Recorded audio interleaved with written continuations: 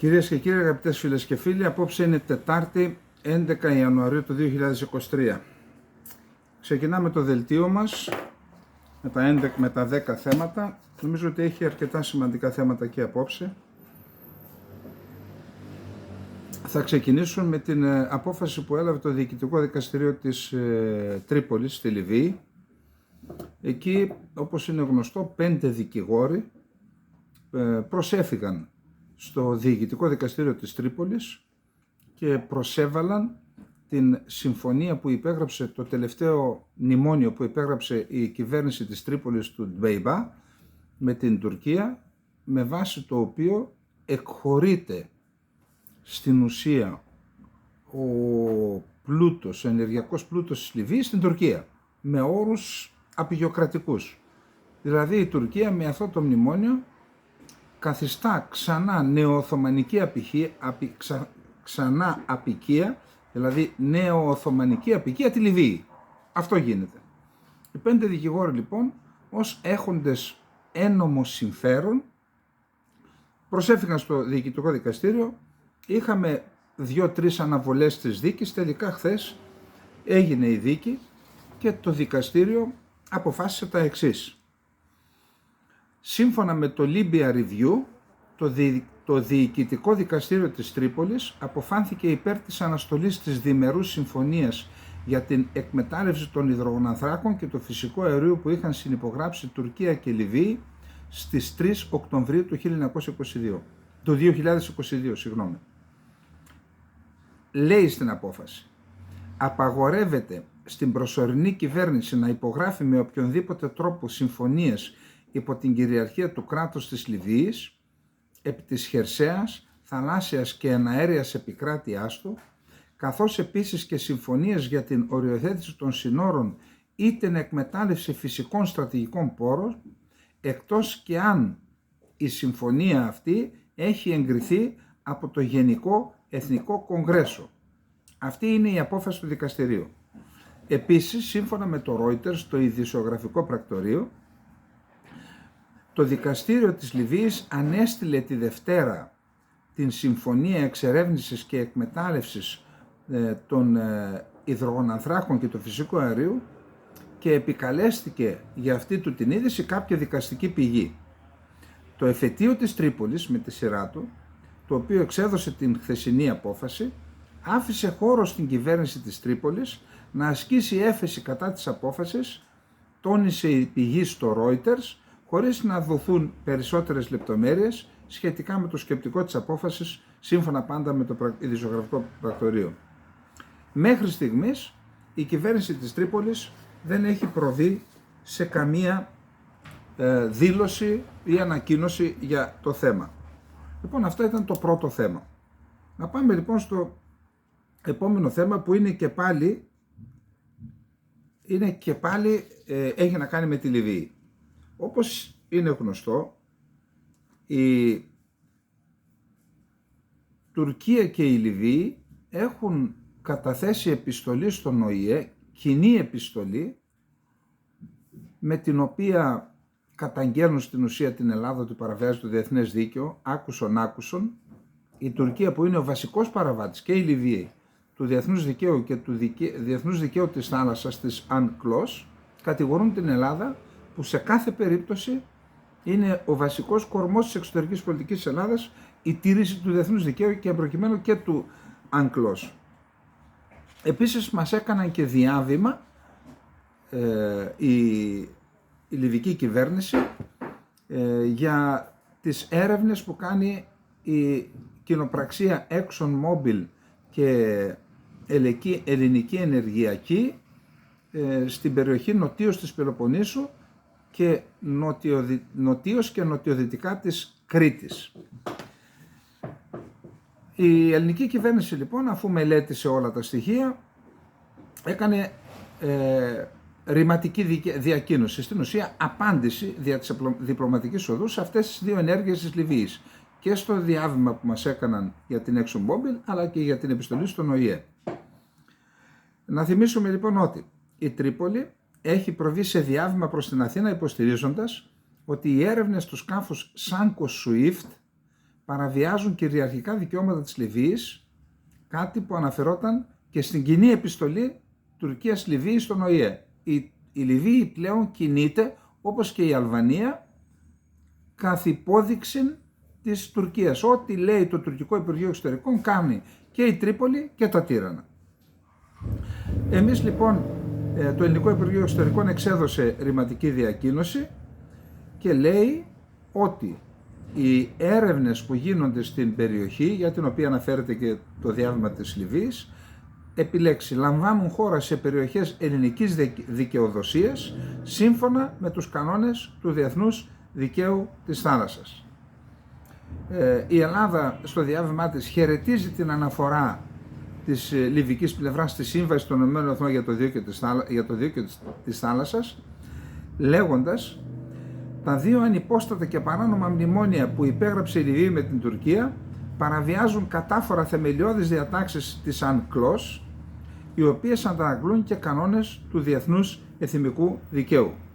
Σημειώνεται ότι τα δύο αυτά μνημόνια, τα οποία έχει απορρίψει η Ελλάδα, επιλέξει, γράφεται στο διάβημα, αγνοούν και παραβιάζουν τα κυριαρχικά δικαιώματα της Ελλάδας επί της υφαλοκρηπίδας της, καθώς και τα κυριαρχικά δικαιώματα και τη δικαιοδοσία της επί της αποκλειστικής οικονομικής ζώνης.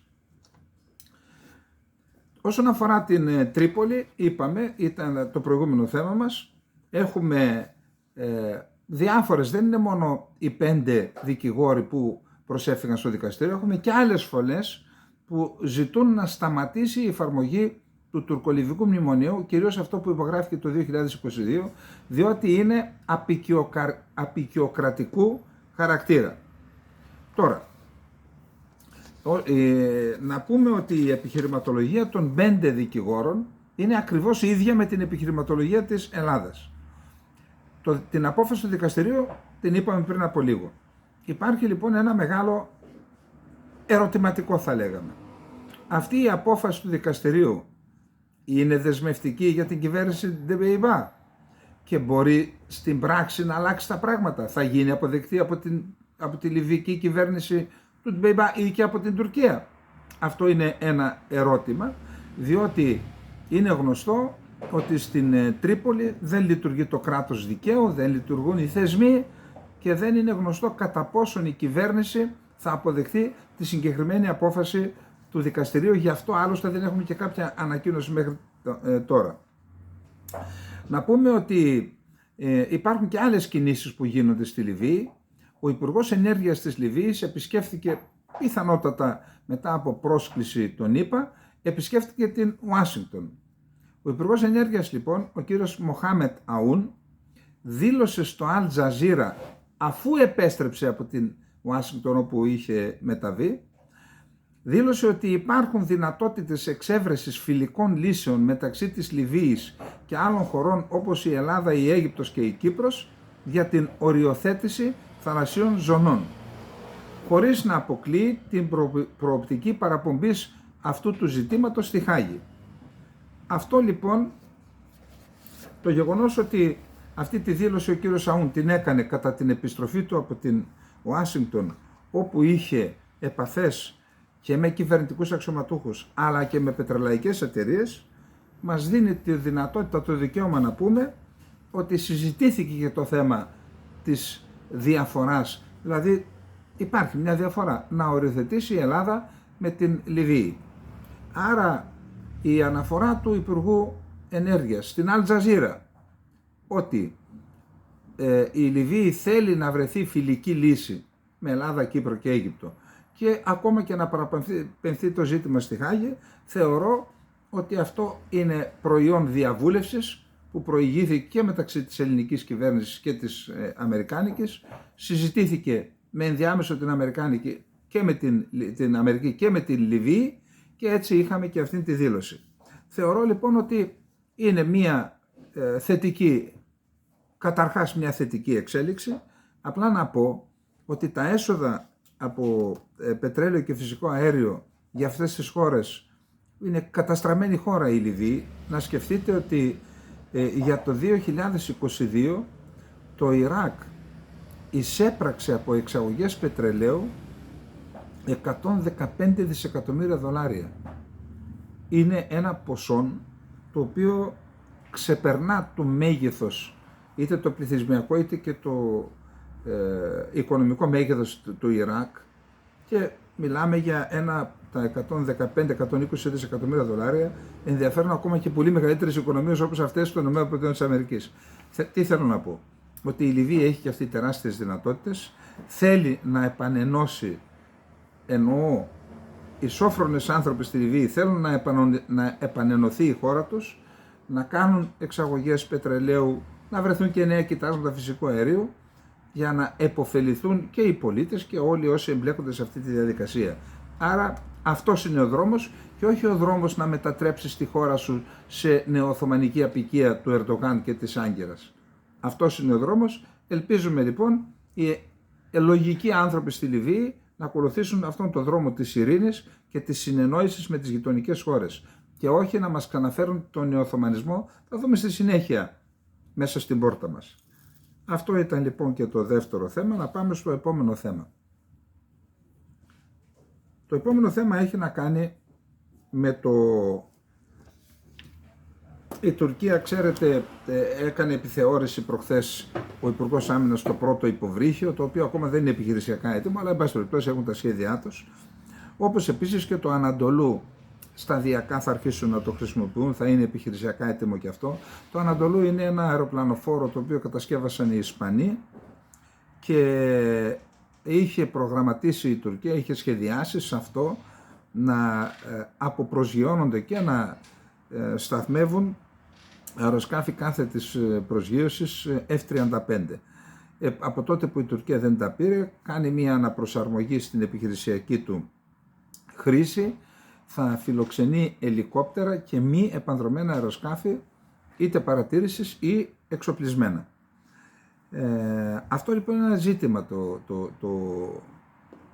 η απόκτηση αυτού του αεροπλανοφόρου, τώρα ελικοπτεροφόρου και ενός σκάφους που θα σταθμεύουν σε αυτό μη επανδρομένα αεροσκάφη. Το ζήτημα είναι ποιος θα είναι η επιχειρησιακή χρήση αυτού του πλοίου. Υπάρχουν απόψεις, μάλιστα αυτές οι απόψεις ακούγονται και στο δημόσιο λόγο από σχολιαστές, οι οποίοι σχολιαστές είναι σε ευθεία γραμμή με το Υπουργείο Άμυνας, το ΓΕΘΑ, το Γενικό Επιτελείο Εθνικής Άμυνας, το Επιτελείο του Ναυτικού της Τουρκίας, και λένε ότι είναι πολύ επικίνδυνο να δρά το Ανατολού στο Αιγαίο λόγω της εγκύτητας των ελληνικών νησιών και των ελληνικών οπλικών συστημάτων με τα λιμάνια εξόδου αυτού του πολεμικού πλοίου στο Αιγαίο, και είπε ότι καλό θα είναι σε περίπτωση που η Ελλάδα αποπειραθεί να επεκτείνει τα χωρικά της ύδατα στην περιοχή εκτός Αιγαίου, διότι η ιδέα ήταν να πέρα από την νοτίως της Κρήτης να επεκταθεί και στην Κάσο, στην Κάρπαθο, στα νησιά Κάσος, Κάρπαθος, Ρόδο και Καστελόριζο, να γίνουν 12 μίλια, τα οποία δεν παρεμποδίζουν υποτίθεται την ναυσιπλοεία και δεν είναι Αιγαίο, όπου η Τουρκία έχει πει κάζους μπέλι. Κάτι με το οποίο δεν συμφωνούμε, απλά δεν συμφωνεί ο Μιλών εννοώ, απλά αναφέρω ποιο ήταν το σκεπτικό και της κυβέρνησης και της αντιπολίτευσης. Εκεί λοιπόν οι Τούρκοι λένε το Ανατολού να πάει και να σταθμεύσει μεταξύ Κρήτης και Ρόδου και να δώσει το μήνυμα ότι η Τουρκία από εκεί θα αντιδράσει. Κατά την άποψή μου, η Τουρκία έχει αποκτήσει αυτό το αεροπλανοφόρο για τον εξής λόγο.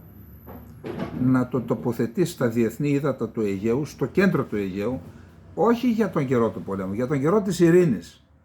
Και από εκεί, εάν είχε αεροσκάφη, να αποπροσγειώνονται αεροσκάφη για να σπάσει με αυτόν τον τρόπο η ενότητα του Αιγαίου. Δηλαδή, η Τουρκία με το Ανατολού ήθελε και θέλει να αποκτήσει ένα νησί στην καρδιά του Αιγαίου.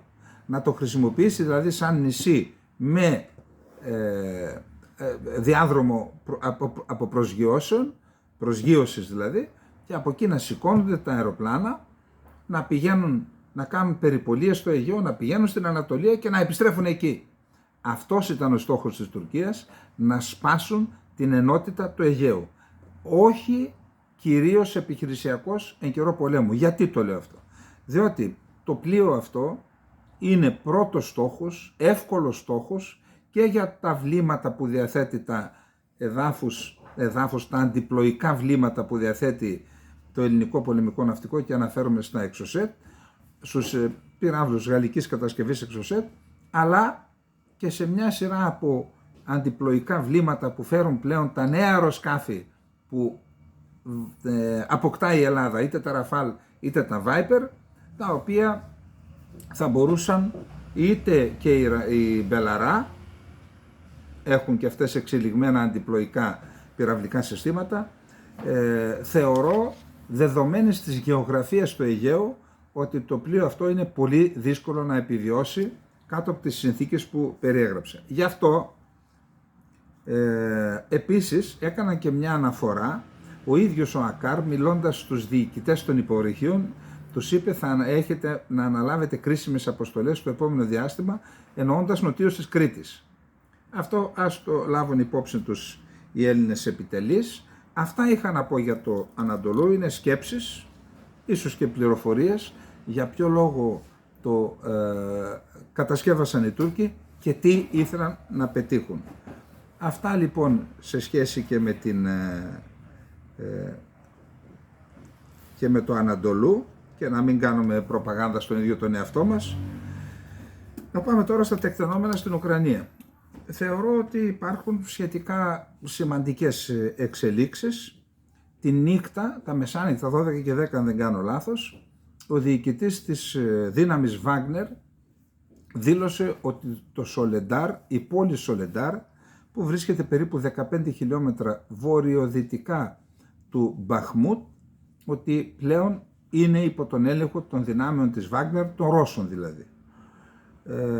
Ναι, είχαμε αρκετούς πανηγυρισμούς για το θέμα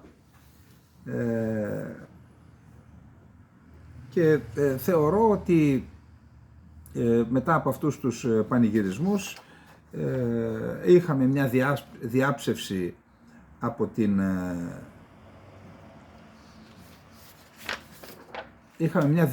από την ουκρανική πλευρά, λέγοντας ότι υπάρχουν ακόμα στρατιωτικές δυνάμεις μέσα στο Σολεντάρ και ότι αυτές οι δυνάμεις συνεχίζουν να αμήνονται και να ελέγχουν ένα μέρος της πόλης. Έψαξα το ζήτημα και είδα, έβγαλαν και κάποιες φωτογραφίες η ουκρανική πλευρά, υπήρχε μια ομάδα στρατιωτών σε έναν υπόγειο, σε ένα χώρο υπόγειο. Έψαξα και είδα ότι υπάρχουν στοές, αλατορυχοί αλλά και στοές κάτω από το Σολεντάρ μήκους 100 χιλιόμετρων, όπου κινούνταν φορτηγά, τα μεγάλα, τα καμάζ, πώς τα λένε τα παλιά τα σοβιετικά, ακόμα και τεθραγισμένα μπορούν να κινηθούν μέσα, και λέγεται ότι εκεί μέσα σε αυτούς τους υπόγειους διαδρόμους, αυτή την υπόγεια πόλη στην ουσία, έχουν μείνει ακόμα Ουκρανοί στρατιώτες. Απ' την άλλη πλευρά οι Ρώσοι λένε ότι έχουν εγκαταλείψει και στρατιώτες και εχμαλώτους, διότι αρνήθηκαν να εκενώσουν την πόλη για να μην πέσει στα χέρια των Ρώσων, και τελικώς περικυκλώθηκαν και έμειναν εκεί, εχμαλωτίστηκαν στην ουσία οι Ουκρανοί. Ακόμα όμως δεν είναι υπό τον πλήρη έλεγχο των Ουκρανών.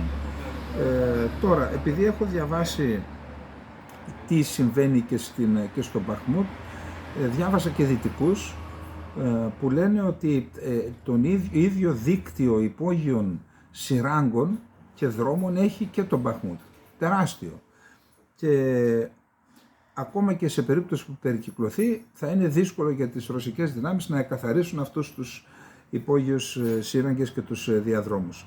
Τώρα, λέγεται λοιπόν από δυτικούς, επαναλαμβάνω, στρατιωτικούς αναλυτές, ότι εάν δεν αλλάξει κάτι στο μέτωπο, μέχρι τέλος Ιανουαρίου οι Ρώσοι θα έχουν κατορθώσει να ελέγξουν, να θέσουν υπό τον έλεγχό τους και το Μπαχμούτ. γιατί υπάρχει και μια πόλη νοτίως, είναι η Κωνσταντινόφκα, και αν γίνει αυτό, πάντα είδα και κάποια σχέδια στους χάρτες που διέρευσαν στο διαδίκτυο, ο επόμενος στόχος θα είναι το Σλοβιάνσκ και το Κραματόρσκ, όπως είπαμε, και εάν γίνει αυτό, τότε θα έχει απελευθερωθεί ένα μεγάλο, με βάση τη λογική των Ρώσων, ένα μεγάλο μέρος των εδαφών του Λουγκάνσκ και μέρος του Ντονιέτσκ.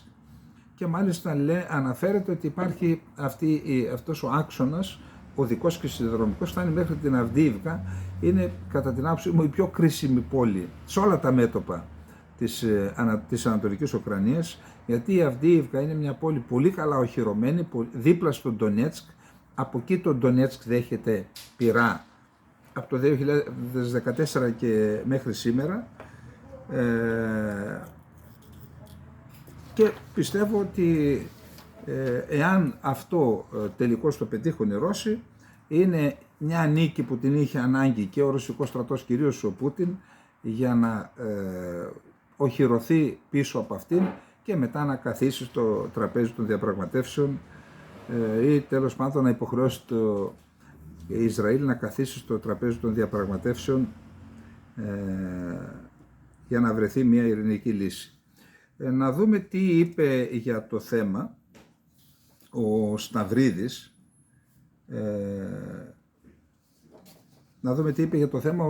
Ο Τζέιμς Σταυρίδης, ο οποίος είναι, όπως ξέρετε, ναύαρχος εν αποστρατεία, στρατιωτικός ηγέτης του ΝΑΤΟ, πρώην στρατιωτικός ηγέτης του ΝΑΤΟ, διετέλεσε και, αν δεν κάνω λάθος, όχι απλά καθηγητής, αλλά και πρίτανης στο ΤΑΦΤΣ, σε μια πολύ σημαντική σχολή πολιτικής επιστήμης και στρατηγικής στη Βοστόνη. Λέει λοιπόν, η αεροπορία έχει καταλυτικό ρόλο στην Ουκρανία και εκεί υπερτερεί η Ρωσία. Είναι μια άποψη που την ακούω για πρώτη φορά. Γιατί μέχρι τώρα ξέραμε ότι υπερτερεί στην αεροπορία η Ρωσία, αλλά πάντα ακούγαμε διάφορες αναλυτές να μιλούν, εντάξει, αφού η Ρωσία έχει εξελιγμένα αεροσκάφη, γιατί δεν τα χρησιμοποιεί σε αυτόν τον πόλεμο? Δηλαδή, η χρησιμοποίησή τους δεν ήταν αυτή που περίμεναν, επαναλαμβάνω, διάφοροι αναλυτές που είναι από κοντά και παρακολουθούν τα πράγματα. Εδώ λοιπόν δίνει μια άλλη διάσταση ο Σταυρίδης. Όταν τα βάλω όλα μαζί, οι Ουκρανοί κερδίζουν τον πόλεμο στο έδαφος, αλλά οι Ρώσοι κερδίζουν στους ουρανούς, είπε ο Τζέιμς Σταυρίδης. Ρωσική υπεροχή στους αιθέρες παραδέχεται ο πρώην στρατιωτικός ηγέτης του ΝΑΤΟ και του πολεμικού ναυτικού των ΗΠΑ, Τζέιμς Σταυρίδης. Σύμφωνα με όσα ανέφερε σε ραδιοφωνική εκπομπή για την Ουκρανία, ο Σταυρίδης, ο οποίος είναι πολυγραφότατος, έχει εκφράσει την άποψή του και για την Τουρκία, για πολλά θέματα, παραδέχθηκε ότι η παρατεταμένη σύγκρουση μεταξύ Ουκρανών υπερασπιστών και Ρώσων εισβολέων θα συνεχιστεί τουλάχιστον καθ' όλη τη διάρκεια του χειμώνα. Και ενώ έχουν γίνει πολλά για την επιτυχία της Ουκρανίας στους τελευταίους μήνες, προειδοποίησε ότι η Ρωσία διατηρεί ένα πλεονέκτημα στον αέρα, αν και η χερσαία υπεροχή των αμυνωμένων αποτελεί παράγοντα εξισορρόπησης των αμυνωμένων Ουκρανών. Όταν τα βάλω όλα μαζί, οι Ουκρανοί κερδίζουν τον πόλεμο στο έδαφος, αλλά οι Ρώσοι κερδίζουν στους ουρανούς. Αυτό το πλεονέκτημα, όπως επεσήμανε ο Τζέιμς Σταυρίδης, δεν είναι απίθανο να έχει καταλυτικό ρόλο μέχρι το τέλος του χειμώνα. Προσέξτε, καταλυτικό ρόλο η αεροπορία η ρωσική, η υπεροχή στον αέρα των Ρώσων μέχρι το τέλος του χειμώνα. Τόνισε επίσης την ανάγκη και τα δύο έθνη να συνεχίσουν τις διαπραγματεύσεις για τον τερματισμό της σύγκρουσης, με την κόπωση των ρωσικών δυνάμεων να βοηθά προς αυτή την κατεύθυνση. Δυστυχώς, είπε ο Σταυρίδης, η πρώτη ευκαιρία που μπορούμε να φτάσουμε σε μια διαπραγμάτευση θα είναι μετά το χειμώνα. Οι Ρώσοι θα εξαντληθούν, χάνοντας πολλούς άνδρες και πολύ εξοπλισμό. Ας πιέσουμε όλοι για μια διαπραγμάτευση κάποια στιγμή στα μέσα του 2023. Από την πλευρά της Ουκρανίας, οι πιέσεις από τη Δύση, προκειμένου να αποφευχθούν περαιτέρω κόστη, πρόκειται να αυξηθούν. Επειδή δεν μας έχει συνηθίσει σε αυτά ο Τζέιμς Σταυρίδης, Θα έλεγα ότι είναι μια πραγματικά πολύ ισορροπημένη προσέγγιση από πλευράς του. Αυτό έχω να πω και να πάμε στο επόμενο θέμα μας, που είναι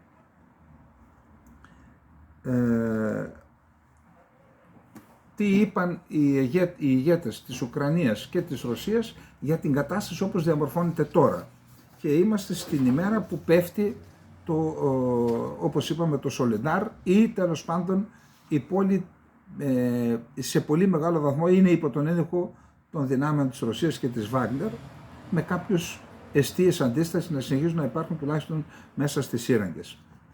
Ο Ζελένσκι λοιπόν δηλώνει και λέει: κρίσιμη είναι η κατάσταση, χρειαζόμαστε επειγόντως προηγμένα οπλικά συστήματα.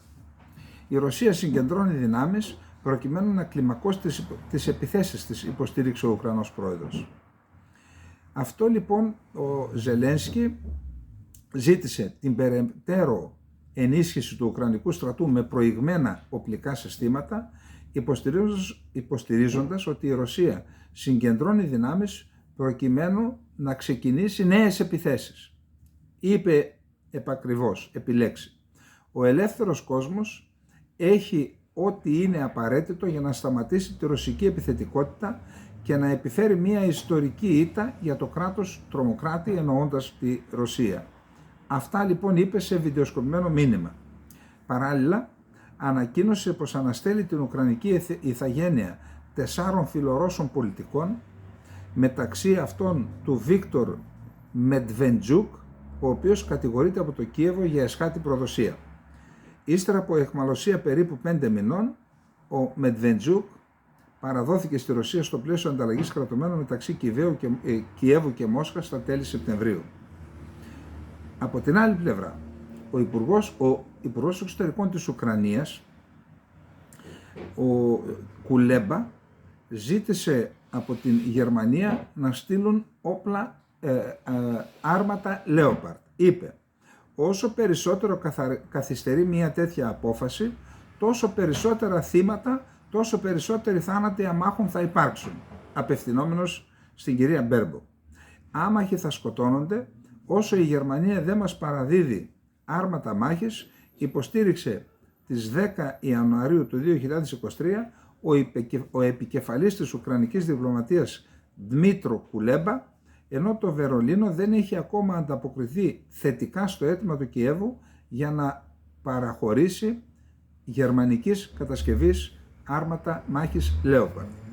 Όσο περισσότερο καθυστερεί μια τέτοια απόφαση, τόσο περισσότερα θύματα, τόσο περισσότεροι θάνατοι αμάχων θα υπάρξουν, είπε ο Κουλέμπα μετά την ευνηδιαστική επίσκεψη της Γερμανίδας ομολόγου του Αναλένα Μπάρμποκ στο Χάρκοβο. Να σημειώσουμε εδώ ότι όταν επισκέφτηκε το Χάρκοβο η Μπάρμποκ, αμέσως μετά ακολούθησαν ρωσικοί βομβαρδισμοί στην πόλη, που αυτό σημαίνει ότι η Ρωσία έδειξε την αντίδρασή της, την αντίθεσή της στην επίσκεψη της Γερμανίδας επικεφαλής της γερμανικής διπλωματίας, της κυρίας Μπέρμποκ, στο Χάρκοβο. Να δούμε τώρα τι λέει ο Πούτιν για την κατάσταση. Είπαμε τι λέει η Ουκρανική πλευρά, να πούμε τι λέει η Ρωσική πλευρά. Θα ενισχύσουμε την άμυνά μας, θα λύσουμε όλα τα προβλήματα του ρωσικού στρατού. Κατά τόπους είναι δύσκολη η κατάσταση στις 4 νέες επαρχίες, είπε ο Ρώσος πρόεδρος, εννοώντας στο Ντονέτσκ, το Λουγκάνσκ, τη Ζαπορίζια και τη Χερσόνα. Για την ενίσχυση των αμυντικών ικανοτήτων της Ρωσίας, αλλά και για την αντιμετώπιση όλων των προβλημάτων που αντιμετωπίζει ο ρωσικός στρατός στο πλαίσιο της λεγόμενης ειδικής στρατιωτικής επιχείρησης στην Ουκρανία, δεσμεύθηκε ο Πούτιν, ο οποίος παραδέχθηκε ότι η κατάσταση στις 4 νέες επαρχίες που προσαρτήθηκαν το Σεπτέμβρη στη Ρωσία είναι κατά τόπους δύσκολη.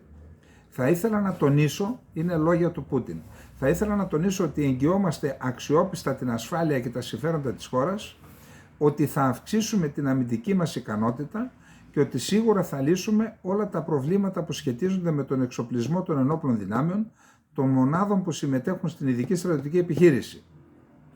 Άρα παραδέχεται ότι υπάρχουν προβλήματα που σχετίζονται με τον εξοπλισμό αλλά και με την εκπαίδευση των μονάδων. Επίσης ο Πούτιν τόνισε ότι η εφαρμογή μεγάλης κλίμακας κοινωνικο-οικονομικών προγραμμάτων και σχεδίων που στοχεύουν στη βελτίωση της ευημερίας των ανθρώπων, στην απελευθέρωση του τεράστιου δυναμικού της Ρωσίας, στην επέκταση των διεθνών σχέσεων θα συνεχιστεί. Είπε λοιπόν μεταξύ άλλων ότι θα γίνουν και πολλά έργα στις νέες επαρχίες που απέκτησε η Ρωσία μετά τον πόλεμο και ότι αυτά τα έργα θα βελτιώσουν τις συνθήκες ζωής στις 4 νέες επαρχίες της Ρωσίας. Λοιπόν, να πάμε τώρα στο επόμενο θέμα. Το επόμενο θέμα είναι πάλι ποιος άλλος, ο Ερντογάν. Ο Ερντογάν, μιλώντας σήμερα, άφησε πάλι αιχμές εναντίον της Σουηδίας και εναντίον της Ελλάδας. Την Ελλάδα την κατηγόρησε για την μεταναστευτική της πολιτική, ότι η Ελλάδα πνίγει μετανάστες στο Αιγαίο, την δε Σουηδία επειδή υποστηρίζει την τρομοκρατία σε εισαγωγικά. Νέα κατά μέτωπο επίθεση κατά της Δύσης εξαπέλυσε ο Τούρκος πρόεδρος Ρετζέπ Ταΐπ Ερντογάν, αφήνοντας αιχμές κατά της Σουηδίας που αρνείται να εκδώσει στην Τουρκία τρομοκράτες σε εισαγωγικά, αλλά και κατά της Ελλάδας που έχει λάβει μέτρα για την αποτροπή μιας νέας μεταναστευτικής κρίσης. Είπε επιλέξει ο Τούρκος πρόεδρος: χώρες με τις οποίες είμαστε μαζί στο ΝΑΤΟ ή υπό την ομπρέλα του ΟΗΕ έχουν γίνει καταφύγια για φυγάδες που διαφεύγουν από την τουρκική δικαιοσύνη. Και είπε ότι οι ευρωπαϊκές χώρες πρέπει να λάβουν μέτρα κατά των υποστηρικτών της τρομοκρατίας, διαφορετικά η τρομοκρατία θα εξαπλωθεί σαν καρκίνος.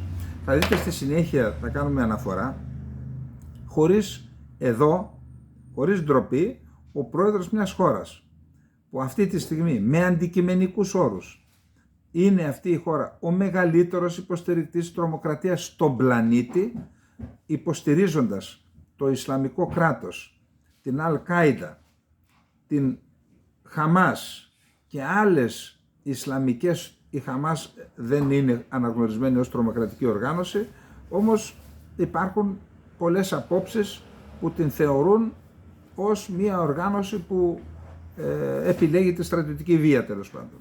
Αλλά και άλλες Ισλαμικές τρομοκρατικές οργανώσεις που είναι στη Συρία. Ο βασικός υποστηρικτής όλων αυτών είναι η Τουρκία και αυτή έχει το θράσος να κατηγορεί χώρες της Δύσης που δέχονται τα θύματα της παραβίασης των ανθρωπίνων δικαιωμάτων που κάνει το καθεστώς Ερντογάν. Είναι αντιφρονούντες, άνθρωποι που βασανίστηκαν, άνθρωποι που φυλακίστηκαν, και κατηγορεί τις χώρες που τους δέχονται και τους παρέχουν άσυλο ότι υποστηρίζουν την τρομοκρατία. Βγάλτε εσείς τα συμπεράσματά σας. Στο στόχαστρο λοιπόν της Ελλάδας βρέθηκε και η Ελλάδα, πάλι αντιστρέφοντας την πραγματικότητα. Χωρίς να την κατονομάσει, λέει: δεν έχουν ληφθεί μέτρα για τις χώρες που αφήνουν τους πρόσφυγες να πεθαίνουν στο Αιγαίο. Ποιος είναι αυτός? Η Ελλάδα. Ή ακόμη και τους σκοτώνουν σκόπιμα. Ακούστε, μπορείτε να κάνετε έρευνα στο διαδίκτυο και να δείτε ότι η Τουρκία έχει σκοτώσει δεκάδες Σύριους νέους που προσπαθούν να περάσουν από τη Συρία στην Τουρκία, Αφγανούς που προσπαθούν να περάσουν από το Ιράν στην Τουρκία. Έχει κάνει τείχος 750 χιλιόμετρων κατά μήκος των τουρκοσυριακών συνόρων και περίπου 400 χιλιόμετρων στα σύνορα με το Ιράν για να σταματήσει τις μεταναστευτικές ροές, και κατηγορεί την Ελλάδα επειδή παίρνει μέτρα να σταματήσει τις μεταναστευτικές ροές που τις ενορχιστρώνει το κράτος του Ερντογάν εναντίον της Ελλάδας. Με στόχο, δεν έχει να κάνει με ανθρωπιστική πολιτική, έχει συγκεκριμένο στόχο ο Ερντογάν να στέλνει φιλικούς προς την Τουρκία πληθυσμούς είτε στην Ελλάδα είτε και στην Ευρώπη. Και επειδή η Ελλάδα παίρνει μέτρα και έκανε έναν φράκτη και προσπαθεί να προστατέψει τα σύνορά της, την κατηγορεί και τι λέει? Αφήνει τους πρόσφυγες να πεθάνουν στο Αιγαίο που τους στέλνει η Τουρκία, το τουρκικό κράτος, και τους σκοτώνουν σκόπιμα. Τα είδε η ντροπή και ντράπηκε αυτά. Τι άλλο να πω? Πάντως, εδώ έχουμε μια θετική εξέλιξη. Είπαμε ότι τα κακά κακά και τα καλά καλά. Όταν λοιπόν γίνονται ενέργειες που βλάπτουν τα εθνικά μας συμφέροντα οφείλουμε να ασκούμε κριτική. Εδώ λοιπόν ο κύριος Δένδιας έκανε πραγματικά κάτι που έπρεπε να το έχουμε κάνει χρόνια τώρα. Λοιπόν, σήμερα 11 Ιανουαρίου του 2023 ο κύριος Δένδιας, υπουργός εξωτερικών, έστειλε επιστολή στον ύπατο εκπρόσωπο της Ευρωπαϊκής Ένωσης για θέματα εξωτερικής πολιτικής, δηλαδή στον Υπουργό Εξωτερικών της Ευρώπης, αν ήμασταν Ηνωμένες Πολιτείες της Ευρώπης, τον Ζωζέπ Μπορέλ, με αφορμή το επεισόδιο που έγινε στο Φαρμακονήσι. Εκεί, για όσους δεν γνωρίζουν, το τουρκικό κράτος έδωσε εντολή σε 3 ψαράδες με 3 βάρκες αλλιευτικά να μπουν και να παραβιάσουν τα χωρικά ύδατα της Ελλάδας στο Φαρμακονήσι, και αυτή η παρουσία τους εκεί ήταν υπό την προστασία της τουρκικής ακτοφυλακής. Δηλαδή σαν να μας έλεγε το τουρκικό κράτος, παραβιάζω με τους αλλιείς και τους προστατεύω εγώ. Ο Δένδιας λοιπόν αυτό το θέμα, το πολύ σημαντικό θέμα, με έναν έξυπνο τρόπο ομολογουμένος το έθεσε υπόψη της Ευρωπαϊκής Ένωσης. Και τι ζήτησε?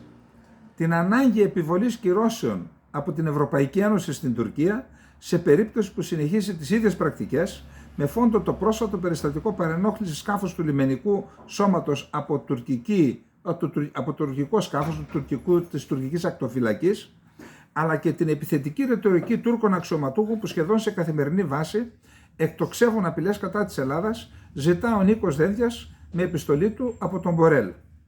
Την επιστολή αναφορικά με την πρόσφατη παράνομη δραστηριότητα τουρκικών αλλιευτικών στο Φαρμακονήσι την απέστειλε χθες, σύμφωνα με διπλωματικές πηγές, την οποία την κοινοποιεί επίσης στον Αντιπρόεδρο της Ευρωπαϊκής Επιτροπής Μαργαρίτη Σχοινά και στον Επίτροπο για το Περιβάλλον, τους Ωκεανούς και την Αλληλεία Βιργίνιους Σινκεβίτσιους. Στην επιστολή του ο Δένδιας κάνει αναφορά στο επεισόδιο που έλαβε χώρα τις 5 Ιανουαρίου, κατά το οποίο, ό,τι αναφέρεται στην επιστολή, κατά το οποίο περιπολικό σκάφος του λιμενικού σώματος, ενώ εκτελούσε διατεταγμένη υπηρεσία προς αναγνώριση 3 αλλιευτικών σκαφών τουρκικών που αλλίευαν στη θαλάσσια περιοχή νότιο-ανατολικά του Φαρμακονησίου, εντός των ελληνικών χωρικών υδάτων, δέχθηκε παρενόχληση από τουρκική ακτεωρό. Η εν λόγω επαναλαμβανόμενη τουρκική πρακτική δημιουργεί επικίνδυνο περιβάλλον ασφαλείας και αυξάνει πιθανότητα ατυχήματος, το οποίο θα μπορούσε να εργαλειοποιηθεί από την Άγκυρα προκειμένου να κλιμακωθεί η ένταση ανάμεσα στην Ελλάδα και στην Τουρκία, λένε οι διπλωματικές πηγές. Ακόμη στην επιστολή επισημαίνεται ότι εισαγωγικά η αποφυγή συνεργασίας και η συχνά επιθετική στάση από πλευράς Τούρκων αλλιέων τους δασκαλεύουν και τους είπαν: δεν θα δέχεστε καμία παρατήρηση από ελληνικό σκάφος της ακτοφυλακής, του λιμενικού, δεν θα πειθαρχείτε, θα ψαρεύετε όπου θέλετε εσείς. Λέει λοιπόν, η αποφυγή συνεργασίας και η συχνά επιθετική στάση από πλευράς Τούρκων αλλιέων, όχι μόνο εναντίον σκαφών του λιμενικού σώματος, αλλά και εναντίον ελληνικών αλλιευτικών σκαφών, στάση που στρέφεται κατά των νόμιμων αλλιευτικών δραστηριοτήτων Ελλήνων αλλιέων. Είναι εύκολα αντιληπτό, σημειώνει ο Υπουργός Εξωτερικών ο κ. Δένδιας, ποιες θα είναι οι συνέπειες μιας τέτοιας εξέλιξης για την ευρύτερη περιοχή, αλλά και για τις ευρωτουρκικές σχέσεις.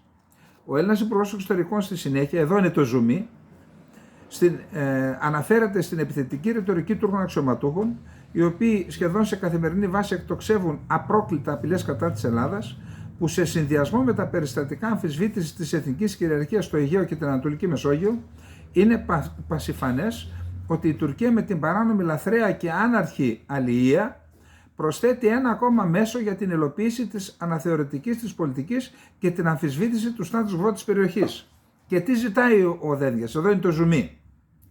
Λέει, με αφορμή και το εν λόγω επεισόδιο, ο Υπουργός Εξωτερικών τονίζει την ανάγκη η Ευρωπαϊκή Ένωση, εφόσον η Τουρκία συνεχίσει την ανατора πρακτική, να λάβει μέτρα τα οποία θα επιβάλλουν οικονομικό κόστος στην Τουρκία, και ζητάει την εφαρμογή του κανονισμού 1005 του 2008 για την καταπολέμηση της παράνομης, λαθρέας και άναρχης αλληλείας, ο οποίος προβλέπει ότι αν δεν συμμορφώνεται μια τρίτη χώρα, χαρακτηρίζεται ως μη συνεργαζόμενη και μπορούν να απογορευτούν τα προϊόντα αλληλείας στην αγορά της Ευρωπαϊκής Ένωσης.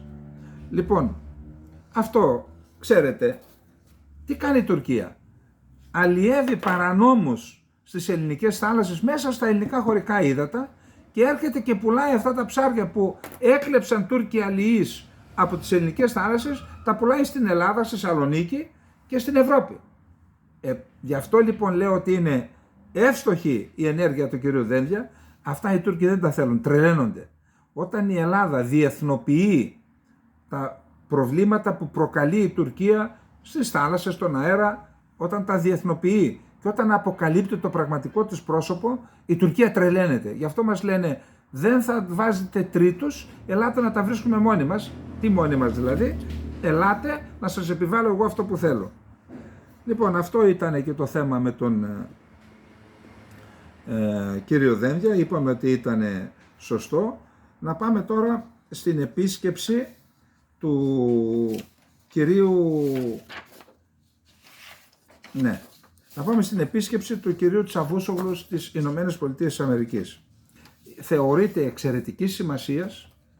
Γιατί η Τουρκία θα επιχειρήσει, και δεν είναι άσχετη, και η συνάντηση που έγινε του κυρίου Καλίν με την κυρία Μπούρα, την διπλωματική σύμβουλο του Έλληνα Πρωθυπουργού, υπό την εποπτεία της Γερμανίας, δεν είναι άσχετη με το ταξίδι του Τσαβούσογλου. Ο Τσαβούσογλου λοιπόν πηγαίνει στις ΗΠΑ για να, ας πούμε, επιτραπεί η έκφραση, να πουλήσει χάντρες στους Αμερικανούς. Να πάνε τους ξεγελάσει δηλαδή για άλλη μια φορά. Δηλαδή ενώ κάνει όλα αυτά που λέμε και πόσα δεν λέμε και με τη Ρωσία και με τους Ισλαμιστές τρομοκράτες, θα πάει στις ΗΠΑ και θα προσπαθήσει να πείσει τον Μπλίνκεν και όποιους άλλους δει ότι δεν είναι αυτό που νομίζετε, εγώ είμαι πιστός σύμμαχος στο ΝΑΤΟ. Λοιπόν, ο Σινάν Τσιντί είναι ένας τουρκικής καταγωγής, γεννήθηκε στην Τουρκία, συνεργάτης στο Ίδρυμα για την Άμυνα των Δημοκρατιών, όπου εργάζεται στο πρόγραμμα για την Τουρκία και στο Κέντρο Στρατιωτικής και Πολιτικής Ισχύως. Είναι επίσης αναπληρωτής καθηγητής σπουδών ασφάλειας στο Command and Staff College Marine Corps University και στο School of Foreign Service στο Πανεπιστήμιο του Georgetown. Τούρκος λοιπόν, έχω δει διάφορα πριν πούμε αυτά που θα πούμε τώρα, τι έχει πει, προσπαθεί να πείσει την Τουρκία ότι δεν είναι προδότης και εγώ θα προσπαθήσω να παρουσιάσω στις ΗΠΑ και όπου εργάζομαι το πραγματικό πρόσωπο της Τουρκίας. Αυτό πραγματικά είναι αυτό που δεν θέλουν οι Τούρκοι, το πραγματικό πρόσωπο, γιατί εδώ λέει πολύ σημαντικά πράγματα σε ένα άρθρο του που δημοσιεύτηκε στο National Interest με αφορμή την επίσκεψη του Τσαβούσογλου. Όπως επισημαίνει λοιπόν ο Σινάν Τσιντί, ο Τούρκος Υπουργός Εξωτερικών Τσαβούσογλου αναμένεται να επισκεφτεί την Ουάσιγκτον στα μέσα Ιανουαρίου, 17-18 θα είναι εκεί, με σκοπό να εξασφαλίσει την υλοποίηση των πολυπόθητων στόχων της Άγκυρας. Ωστόσο, η μπάλα για τους Τούρκους θα πρέπει να παραμένει χαμηλά, καθώς η Ουάσιγκτον και η κυβέρνηση Biden είναι ιδιαίτερα επιφυλακτικές ως προς το τι ζητά ο Ερντογάν. Σε κάθε περίπτωση, εάν ο Τσαβούσογλου καταλήξει σε κάποια συμφωνία με τον Αμερικανό ομόλογό του, η Τουρκία θα πρέπει να ευθυγραμμίσει την εξωτερική της πολιτική με τους δυτικούς συμμάχους της. Επίσης, αναφέρεται, εδώ πήρε τις απόψεις του Αμερικανικού κράτους και της Αμερικανικής κυβέρνησης και της λέει ότι η Τουρκία συνεργάζεται με ξένους, με τρομοκράτες όπως είπαμε, και ότι για να δείξει καλό πρόσωπο, τις πρώτες μέρες του 2023 Αμερική και Τουρκία επέβαλαν κυρώσεις σε διάφορες οντότητες του Ισλαμικού κράτους που δρούν στην Τουρκία. Δηλαδή τόσα χρόνια η Τουρκία τους έχει εκεί, τις επέβαλαν οικονομικές κυρώσεις υποτίθεται.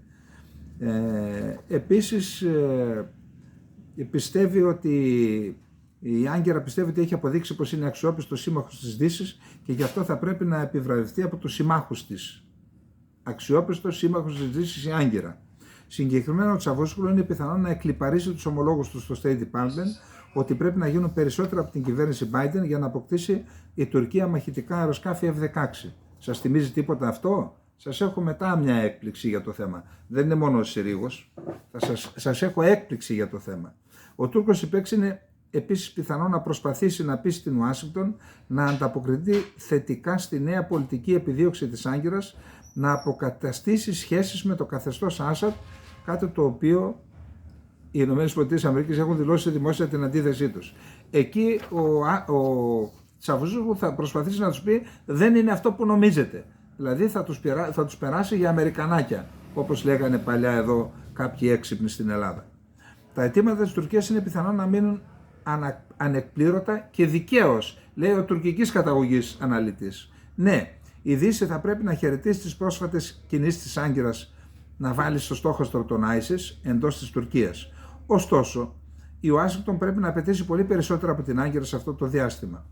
Η Τουρκία, προσέξτε, συνεχίζει να υποστηρίζει ριζοσπαστικές οντότητες στη Συρία, κυρίως την HTS, και συνεχίζει να απειλεί με μια νέα χερσαία εισβολή που στοχεύει τους Κούρδους της Συρίας, που συνδέονται με τις μονάδες προστασίας του λαού, το YPG. Μια ομάδα που η Άγκυρα χαρακτηρίζει τρομοκρατική οργάνωση και την οποία υποστηρίζουν οι ΗΠΑ της Αμερικής στις συνεχιζόμενες προσπάθειές τους για εξάλειψη του ISIS. Ομοίως η Άγκυρα συνεχίζει να προσφέρει καταφύγιο στη Χαμάς εντός της Τουρκίας, παρέχοντάς της χώρους γραφείων, διαβατήρια στους ηγέτες της και πρόσβαση στον ίδιο τον Ερντογάν. Τουλάχιστον ο Μπλίνκεν θα πρέπει να παρακαλέσει τον Τούρκο ομόλογό του να χαρακτηρίζει τη Χαμάς ως τρομοκρατική οντότητα και την Τουρκία να τερματίσει τη σχέση μαζί της. Για να μπορέσει να βγει η Τουρκία, προσέξτε, αυτός είναι ο μόνος τρόπος που θα μπορούσαν να ξεκινήσουν οι διαπραγματεύσεις για την αφαίρεση της Τουρκίας από την γκρίζα λίστα, μια παγκόσμια λίστα παρακολούθησης των κρατών που εμπλέκονται σε ξέπλυμα χρήματος και χρηματοδότηση τρομοκρατικών οργανώσεων. Εγώ δεν ήξερα ότι υπάρχει τέτοια γκρίζα λίστα. Τώρα το μαθαίνουμε. Επίσης, οι ΗΠΑ θα ζητήσουν από την Τουρκία άμεσα να λυθεί το θέμα με το ΝΑΤΟ και την Σουηδία και την Φινλανδία. Αυτός πρέπει να είναι ο τρόπος προσέγγισης της Τουρκίας, των ΗΠΑ προς την Τουρκία. Δηλαδή, επειδή εκφράζει και τους φορείς τους οποίους εργάζεται, λέει έτσι πρέπει να φερθεί την Τουρκία. Για προσέξτε, να μην ενδώσει σε παράλογες απαιτήσεις που έχουν σκοπό να εξυπηρετήσουν τις εσωτερικές πολιτικές ανάγκες του Ερντογάν. Να μην ενδώσει η Ουάσιγκτον. Η υιοθέτηση μιας υποτιθέμενης σκληρής τάσης για την ένταξη της Σουηδίας στο ΝΑΤΟ είναι ένα βραχυπρόθεσμο μέτρο που δείχνει στους Τούρκους ψηφοφόρους ότι ο Ερντογάν θεωρεί τη σκανδιναβική χώρα υπεύθυνη για υποτιθέμενη στήριξη. Αυτός είναι ο ίδιος λόγος για τον οποίο η Τουρκία απειλεί να εισβάλει στη Συρία. Η Ουάσιγκτον θα πρέπει να καταλάβει ότι αυτή τη στιγμή κάθε πολιτική σκηνή στην Τουρκία επικεντρώνεται στην επανεκλογή του Ερντογάν. Κατά τη διάρκεια της επίσκεψής του, ο Μπλίνκεν θα πρέπει να είναι πολύ ειλικρινής προς τον Τσαβούσογλου. Εάν η Ουάσιγκτον πρόκειται να εισακούσει τις απαιτήσεις της Τουρκίας, εναπόκειται στην Άγκυρα να ενεργήσει ως σύμμαχος. Προσέξτε τώρα, εδώ είναι το ζουμί, 7 πράγματα πρέπει, είναι όπως λέγαμε δουλειά για το σπίτι, 7 πράγματα πρέπει να κάνει η Τουρκία. Προσέξτε. Αυτό σημαίνει άνευ όρων τουρκικές διαβεβαιώσεις ότι πρέπει η Τουρκία να κάνει τα εξής, να διαβεβαιώσει χωρίς όρους. Πρώτον, δεν θα εισβάλλει στη Συρία. Δεύτερον, Σουηδία και Φινλανδία θα ενταχθούν άμεσα στο ΝΑΤΟ. Τρίτον, ο Ερντογάν να χαρακτηρίσει τη Χαμάς τρομοκρατική οντότητα και να εκδιώξει τα μέλη της από την Τουρκία. Τέταρτον, η Τουρκία να παράσχει εγγυήσεις ότι θα διεξαχθούν ελεύθερες και δίκαιες προεδρικές εκλογές με υποψηφίους της αντιπολίτευσης όπως ο δήμαρχος της Κωνσταντινούπολης Εκρέμ Ιμάμογλου. Πέμπτον, να απελευθερωθεί ο Οσμάν Καβάλα. Έκτον, να αποκατασταθεί το κράτος δικαίου και το κυριότερο, η Άγκυρα να αποδείξει απερίφραστα ότι είναι σύμμαχος του ΝΑΤΟ, απομακρύνοντας το ρωσικό σύστημα αντιπυραυλικής άμυνας S-400 από την τουρκική επικράτεια. Αυτά λοιπόν, αυτές οι 7 απαιτήσεις των ΗΠΑ πρέπει να είναι ξεκάθαρες οι διαβεβαιώσεις που θα δώσει η Τουρκία και χωρίς όρους για αυτά τα 7. Κρατήστε τα. Μόλις τον περασμένο μήνα, το Υπουργείο Οικονομικών των ΗΠΑ επέβαλε κυρώσεις στον Σιτκί Αγιάν, προσέξτε, έμπιστο του Ερντογάν, για πώληση πετρελαίου, ιρανικού πετρελαίου αξίας εκατοντάδων εκατομμυρίων δολαρίων στην Κίνα και τη Ρωσία, τα έσοδα από τις πωλήσεις προσδιορίστηκε ότι είχαν γεμίσει τα ταμεία της Ιρανικής Ισλαμικής Επανάστασης των φρουρών της Επανάστασης. Αυτό μας λέει ότι οι αρχές των ΗΠΑ γνωρίζουν τι είναι ικανή και πρόθυμη να κάνει η Άγκυρα προκειμένου να παραβιάσει το αμερικανικό και το διεθνές δίκαιο. Η συνάντηση των αρχηγών της εξωτερικής πολιτικής ΗΠΑ και Τουρκίας είναι μια ευκαιρία για τις ΗΠΑ να πούν στην Τουρκία το περίφημο φτάνει ως εδώ. Σημαντικό, επαναλαμβάνω, να δημοσιεύεται ένα τέτοιο άρθρο στο National Interest από έναν αναλυτή τουρκικής καταγωγής, ο οποίος μάλιστα εργάζεται και σε αυτούς τους θεσμικούς φορείς της ΗΠΑ που σας ανέφερα. Κρατήστε τις 7 παρατηρήσεις. Δεν ήταν πάντως του Σιτκίτσιντι, του τις έδωσαν να τις πει. Έδωσαν το μήνυμα δηλαδή. Να πάμε στο επόμενο θέμα μας. Φτάνουμε και στο τέλος. Εντάξει, εγώ το είδα, δεν μπορούσα να το πιστέψω. Δεν μπορούσα να το πιστέψω. Πραγματικά δεν μπορώ να καταλάβω. Δεν έχουν συμβούλους αυτοί οι άνθρωποι. Εκτός και αν συμβαίνει κάτι άλλο. Λοιπόν, ο κύριος Κασουλίδης επισκέφθηκε τη Γερμανία. Και είναι αλήθεια ότι η κυρία Μπέρμποκ ήταν ξεκάθαρη. Συνήθως η Γερμανία είναι μια στο καρφί και μια στο πέταλο. Ήταν ξεκάθαρη η Μπέρμποκ.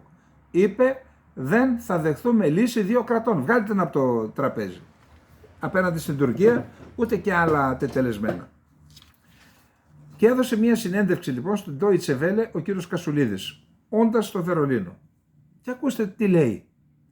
Θα κάνουμε όσες παραχωρήσεις χρειαστεί για την επανένωση της Κύπρου, με την προϋπόθεση ότι οι παραχωρήσεις αυτές δεν βλάπτουν πρώτα απ' όλα την ασφάλεια και τη σταθερότητα της Κύπρου και δεύτερον δεν παραβιάζουν τα ατομικά ανθρώπινα δικαιώματα. Συγγνώμη, η Κύπρος έχει δεχτεί εισβολή, κατοχή, 200.000 πρόσφυγες, έχουν εγκατασταθεί δεκάδες χιλιάδες έπικοι στα κατεχόμενα, έχουν λαιλατήσει τις περιουσίες των Ελλήνων, ενώ η ελεύθερη πλευρά της Κύπρου, της Κυπριακής Δημοκρατίας, τις περιουσίες των Τουρκοκυπρίων, τις έχει υπό την προστασία της, δεν έχει επιτρέψει να λαιλατηθεί η περιουσία έστω και ενός Τουρκοκυπρίου, δεν έχουν κτιστεί, τις παραχωρούν υπό προϋποθέσεις είτε στους πρόσφυγες είτε σε άλλους, υπό προϋποθέσεις ότι δεν θα αλλοιώσουν τα χαρακτηριστικά της περιουσίας των Τουρκοκυπρίων. Απ' την άλλη πλευρά η Τουρκία απειλεί να κάνει αεροπορική βάση, την έκανε ήδη, ναυτική βάση, ναύσταθμο στα κατεχόμενα. Απειλεί να εισβάλλει για τρίτη φορά στην Αμόχωστο.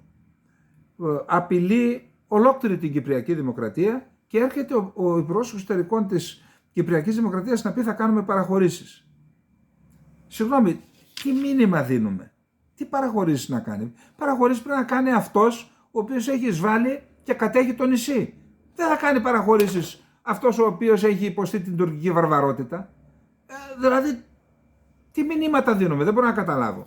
Τι σας σωθεί σε αυτό να είστε τόσο ητοπαθείς και αυτές τις απαράδεκτες θέσεις να εκφράζετε σε διεθνές μέσο όπως είναι η Deutsche Welle. Σύμφωνα με τον κύριο Κατσουλίδη, η Κύπρος παρακολουθεί φυσικά στενά τόσο τις πολιτικές εξελίξεις στο εσωτερικό της Τουρκίας εν μέσω προεκλογικής χρονιάς, όσο και τις τουρκικές απειλές εναντίον της Ελλάδας. Και είπε, φυσικά ανησυχούμε πολύ, γιατί αν συμβεί κάτι στο Αιγαίο, θα συμβεί και στην Κύπρο. Σημειώνει ο Κασουλίδης, ελπίζοντας όπως λέει, ότι όλα αυτά αποτελούν μέρος της τουρκικής προεκλογικής ρητορικής σε λήψη προτάσεων της τουρκικής κυβέρνησης για την αντιμετώπιση των πραγματικών προβλημάτων της Τουρκίας και του πληθωρισμού. Αίσθηση όμως προκαλούν και όσα λέει στη συνέντευξή του για το ρόλο της Γερμανίας, αυτό έχει σημασία, ως ενδιάμεσο συνομιλητή μεταξύ Λευκωσίας και Άγκυρας. Η Γερμανία είναι σε θέση να συνομιλήσει με την Τουρκία σε φιλική βάση και σε μια βάση Δούνε και Λαβίν. Να πάρει δηλαδή η Τουρκία. Ακούστε μηνύματα. Παραχωρήσεις να τις δώσουμε και τις Τουρκίες. Πιστεύω λοιπόν ότι η Γερμανία το έχει αποδείξει αυτό. Δεν θα μπω σε λεπτομέρειες, αλλά το 2022 η Τουρκία δεν εισήλθε στην Κυπριακή ΑΟΣ για να ασκήσει πίεση. Ούτε έχει προχωρήσει σταυρόσια σε νέες ενέργειες, παρόλο που και οι δύο πλευρές τουρκική και τουρκοκυπριακή, έχουν δηλώσει ότι θα το πράξουν. Το ότι δεν έγιναν όλα αυτά μέσα στο 2022, νομίζω ότι οφείλεται εν μέρει στη Γερμανία. Σημαντική διαπίστωση, και αν όντως η Γερμανία έπαιξε ένα τέτοιο ρόλο, καταρχάς είναι θετικό, εκτός και αν κρύβεται τίποτα άλλο από πίσω. Αναφορικά με τον πόλεμο στην Ουκρανία, ο Κασουλίδης είπε, όπως η Γερμανία έκανε την αλλαγή της πολιτικής, έτσι και εμείς κάναμε αλλαγή πολιτικής, γιατί ήμασταν υποχρεωμένοι να το κάνουμε απέναντι στη Ρωσία, διότι η Ρωσία έκανε ό,τι ακριβώς έκανε η Τουρκία σε εμάς. Άρα ήμασταν υποχρεωμένοι και να το καταδικάσουμε και να αλλάξουμε πολιτική. Κάνει μια αναφορά σε αυτό. Να πάμε τώρα και στο επόμενο θέμα. Δεν έχουμε πολύ χρόνο, αλλά να δούμε και μια άλλη πτυχή της τουρκικής απειλής. Ξέρετε, οι Τούρκοι εμφανίστηκαν στην περιοχή τον 9ο-10ο αιώνα. Πρώτα μπήκαν στο σημερινό Ιράκ, στη συνέχεια μπήκαν στη σημερινή Συρία, επιχείρησαν να εισβάλλουν στην Ανατολία, απέτυχαν και τελικά το πέτυχαν το 1071 με τη μάχη του Ματζικέρτ. Έκτοτε, ξέρετε, δεν έχω καμία διάθεση να μειώσω τα πολιτισμικά και πολιτιστικά χαρακτηριστικά του τουρκικού έθνους. Καμία απολύτως. Είπαμε ότι σεβόμαστε όλους τους λαούς και όλα τα έθνη, την ιστορία και τον πολιτισμό τους. Όμως είναι γνωστό ότι οι Τουρκομάνοι όταν ήρθαν στην περιοχή ήταν νομαδικά φύλλα. Δηλαδή δεν είχαν γραφεί, δεν είχαν ανάγνωση και δεν είχαν εμπειρία στο εμπόριο και στην δημιουργία πόλεων, στην παραγωγή πλούτου. Δεν είχαν αυτή την εμπειρία. Είχαν μόνο τα κοπάδια τους, τα άλογά τους και ξεκίνησαν από τις τέπες της Κεντρικής Ασίας, έφτασαν στην περιοχή και βρήκαν πόλεις και οργανωμένες κοινωνίες με τεράστιο πλούτο, πρωτόγνωρο για αυτούς. Και έτσι σταδιακά, έχοντας ως μοναδικό πλεονέκτημα σε σχέση με τους λαούς που συνάντησαν, μοναδικό πλεονέκτημα την πολεμική υπεροχή, διότι ήταν όντως πολεμιστές σκληροτράχυλοι, τι άρχισαν να κάνουν? Από τον 11ο αιώνα μέχρι τον 10ο, τέλη του 17ου αιώνα.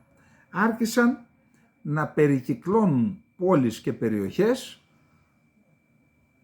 να πολιορκούν και υπήρχε μία παράδοση, άγραφος νόμος, το λεγόμενο γκανιμέτ. Νομίζω ότι υπάρχει και στον μουσουλμανικό κόσμο, πάντως οι Τούρκοι το εφάρμοσαν, οι Τουρκομάνοι, δηλαδή περικύκλωναν μια πόλη και στη συνέχεια όταν έπεφτε στα χέρια τους είχαν δικαίωμα όλοι όσοι συμμετείχαν, αξιωματικοί και στρατιώτες, στην πολιορκία επί τριήμερο να λαφυραγωγούν, δηλαδή να παίρνουν τον πλούτο που έβρισκαν μπροστά τους. Και μετά από 3 μέρες ό,τι είχαν στα χέρια τους τους ανήκε.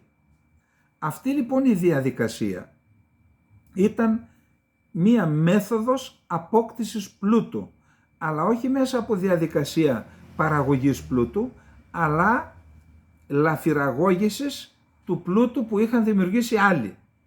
Και έτσι ξεκίνησε, υπάρχει ένα καταπληκτικό βιβλίο του αείμνηστου του κυρίου Βριώνη, που αναφέρεται σε αυτό ακριβώς το θέμα, από τον 11ο μέχρι τον 14ο αιώνα νομίζω στην Ανατολία, αλλά αυτό δεν περιορίζεται εκεί, διότι αυτό το γεγονός ότι οι Τούρκοι είχαν στρατιωτική υπεροχή έναντι των άλλων λαών και οι οποίοι όμως οι άλλοι λαοί είχαν πολιτισμό και πλούτο, αυτό ήταν το χαρακτηριστικό που αποτέλεσε την κινητήρια δύναμη της επέκτασης καταρχάς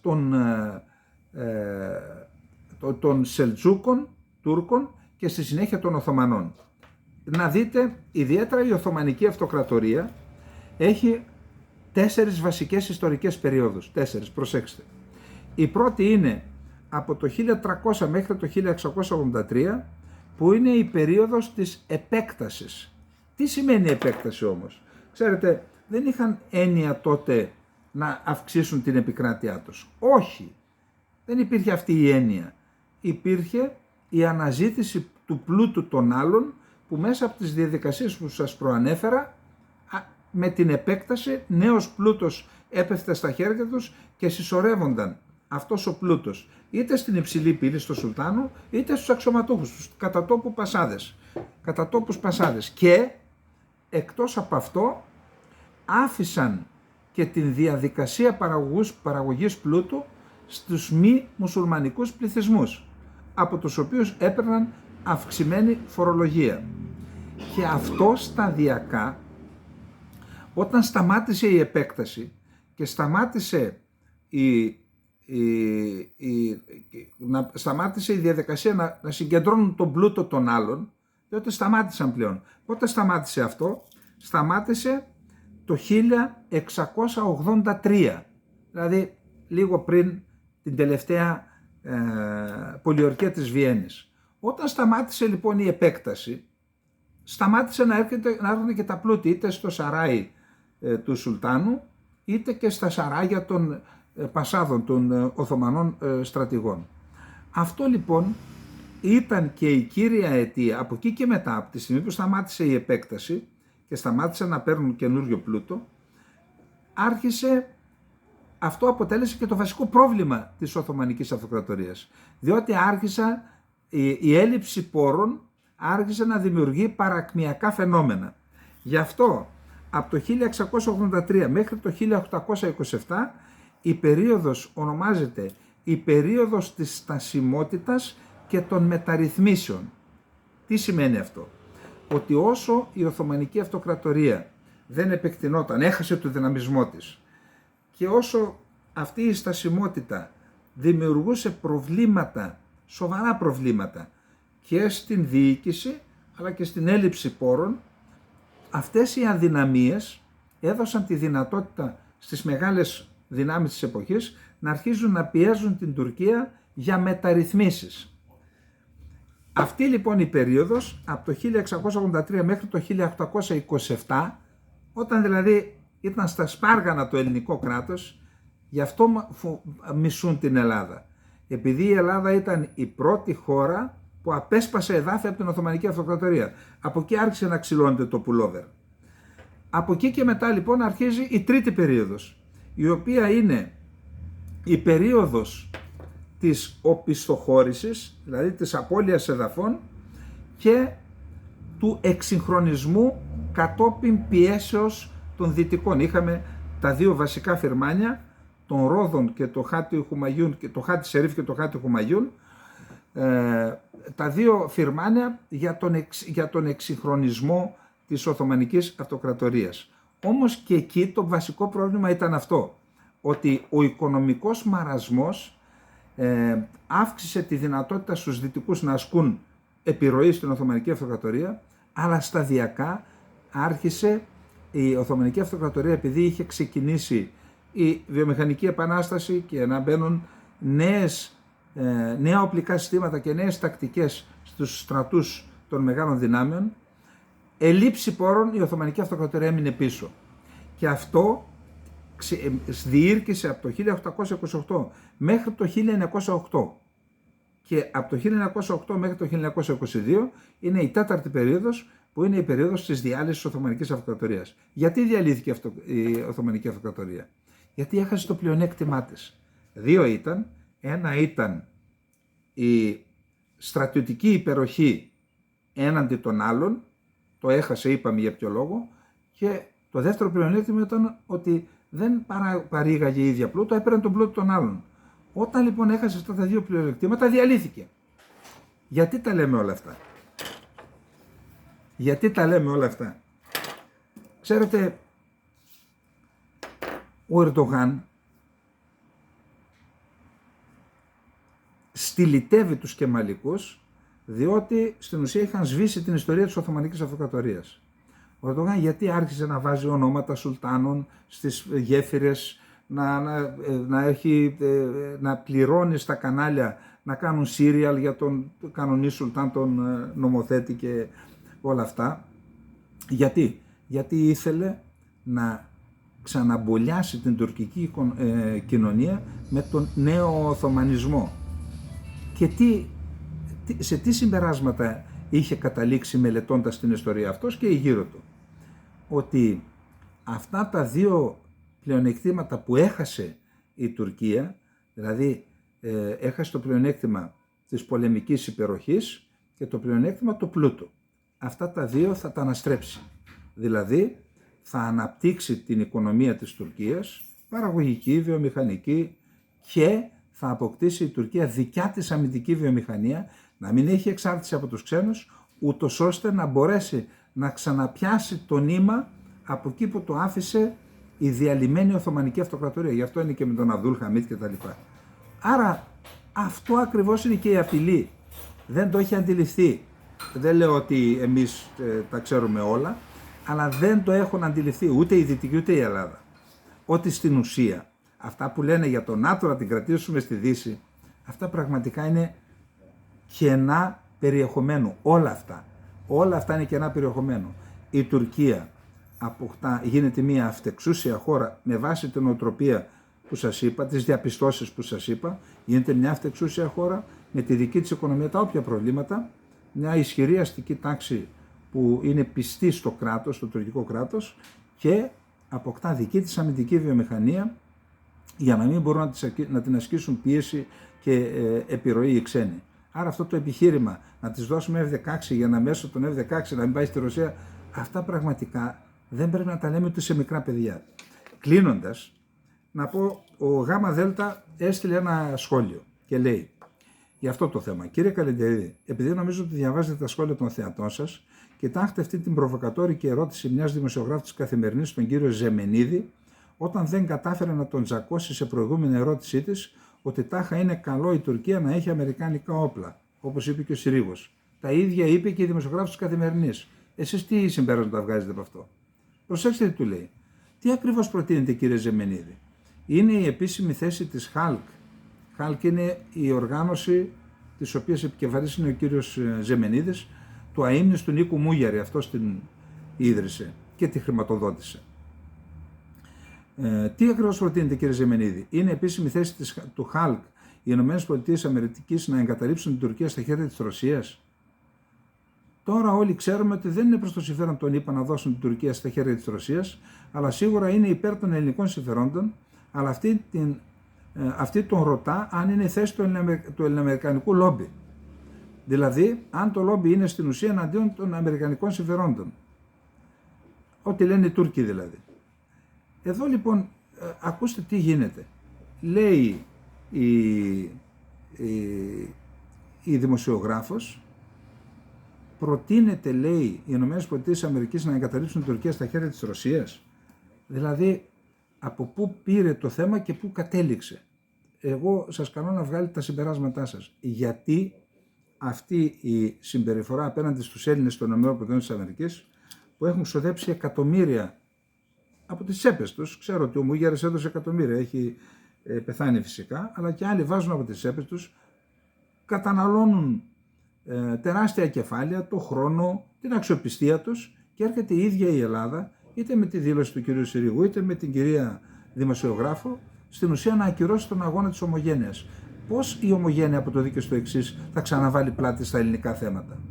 Και είναι αυτός ο ρόλος του κράτους, να ακυρώνει την ομογένεια? Ο ρόλος του κράτους είναι να ενώνει όλο τον ελληνισμό και να παίρνει δύναμη από τον ελληνισμό, όχι να τον αποδυναμώνει. Λοιπόν, αυτά είχαμε να πούμε για απόψε. Αργήσαμε λίγο. Μέχρι αύριο να είστε όλες και όλοι καλά. Καληνύχτα.